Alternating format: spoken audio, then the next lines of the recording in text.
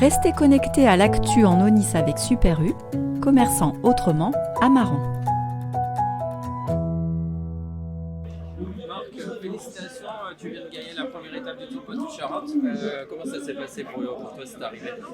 Ça s'est bien passé, vu qu'il y a la victoire au bout. On a fait un super travail d'équipe et surtout Oliver en dernier. C'était pas facile de rester groupé parce que ça frottait beaucoup, mais Oliver a fait vraiment un gros boulot. Et voilà, entre guillemets, j'ai eu qu'à sprinter et ça s'est bien passé, donc c'est super. Il y avait le rétrécissement ici en face. Oliver, il a dû faire bouger un coureur des Holo, je crois. C'était limite en fait pour pouvoir passer. Ouais, la tactique c'était vraiment d'être super bien placé au demi-tour, mais de ne pas prendre de risques dans le rond-point et de vraiment souffler pour qu'il puisse quand même faire l'effort parce qu'on était quand même à encore 700 mètres de la ligne. Et c'est exactement ce qu'il a fait. On a perdu 2-3 places dans le rond-point avec des coureurs qui ont viré plus vite que nous.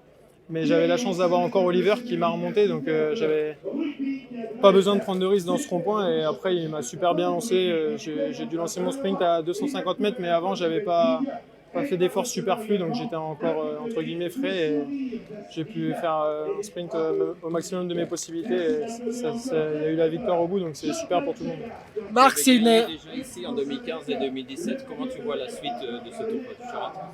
Mon objectif personnel et de l'équipe, c'est encore d'aller chercher des victoires d'étape.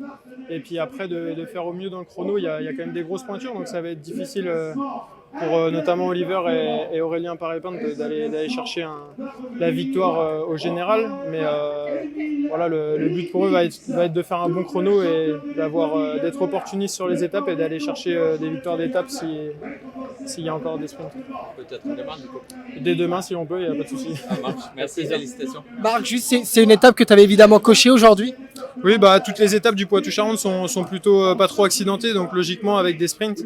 Donc j'ai coché toutes les étapes, sauf le chrono bien sûr, mais voilà, si on peut réitérer une victoire d'étape, on va pas se gêner. Et pour le général, tu penses que le chrono, tu vas être un peu trop juste? Non, le chrono est beaucoup trop long, il y a des spécialistes, c'est pas possible pour moi de rivaliser sur le chrono. Mais dès demain, tu peux déjà rééditer ce que tu as fait aujourd'hui?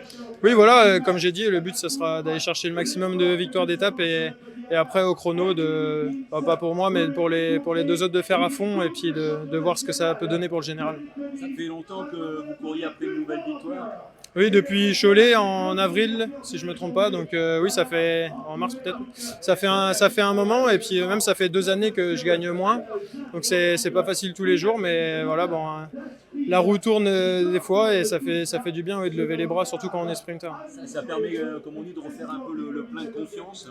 Oui, voilà. Après, je sais que j'ai toujours ma pointe de vitesse, mais c'est vrai que la forme, je suis régulièrement à la recherche d'une forme et de sensations correctes, donc c'est pas facile moralement d'aller toujours à l'entraînement et de se dire que voilà, sur les courses on subit plus qu'avant et voilà, ça fait toujours du bien au moral, même si les sensations sont pas les meilleures, mais un sprint reste un sprint et voilà, j'ai toujours ma pointe de vitesse, donc ça fait du bien de gagner.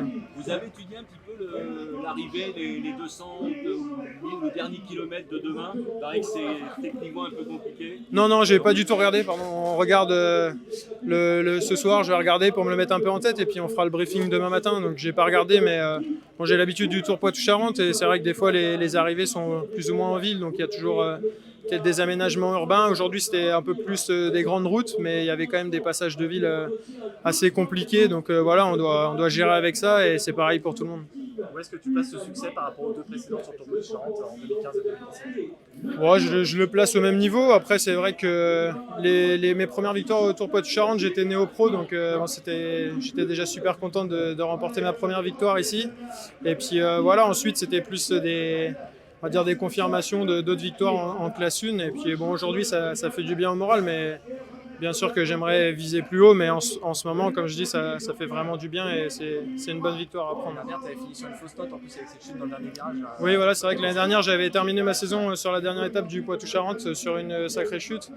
Donc bon, voilà, ça fait du bien aujourd'hui de revenir au Poitou et de gagner plutôt que d'être par terre. Tu évoques le moral, justement, tu es habitué aux montagnes russes en quelque sorte, des victoires, des grandes désillusions, des chutes violentes.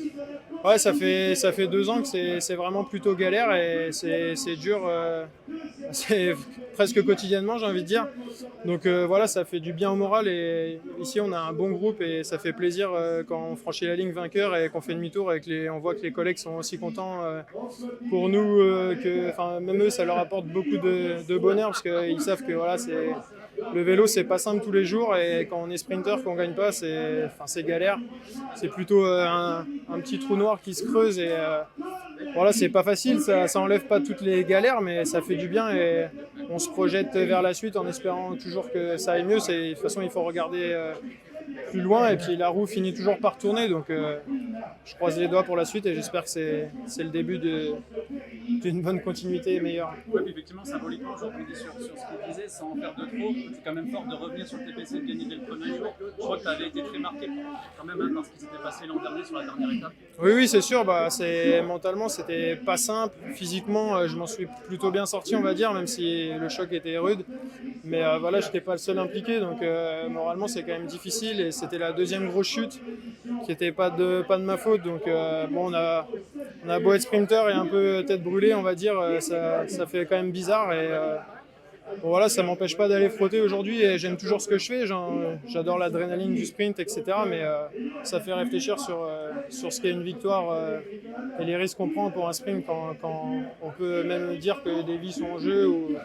Voilà, il y a des risques à prendre et d'autres à pas prendre. Donc c'est sûr que ça fait toujours réfléchir.